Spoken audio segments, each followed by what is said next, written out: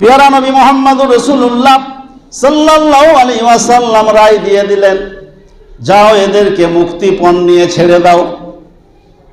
আর যারা যারা মুক্তিপণ দিতে পারবে না, গরিব কিন্তু লেখাপড়া জানে, ওরা আমাদের ছেলেদেরকে লেখাপড়া শিখিয়ে দিবে, ওদেরকে ছেড়ে দেওয়া হবে। যারা পয়সাও দিতে পারবে না, লেখাপড়া শেখাতে পারবে না, লেখাপড়াও জানে না, বিনা মুক্তিপণে তাদেরকে ছেড়ে দাও। এই করে এক এক করে 70 জনকে ছেড়ে দেওয়া হলো। 70 জন রসুলের কয়েদ থেকে বেরিয়ে গেল। জিবরিল আমিন আলাইহিসসালাতু ওয়াসসালাম মুহাম্মাদুর রাসূলুল্লাহ সাল্লাল্লাহু আলাইহি ওয়াসাল্লামের কাছে পৌঁছে গেলেন। এসে সালাম জানালেন। সালাম দিয়ে বলছেন, মা কানা লিন নবী আন ইয়াকুনা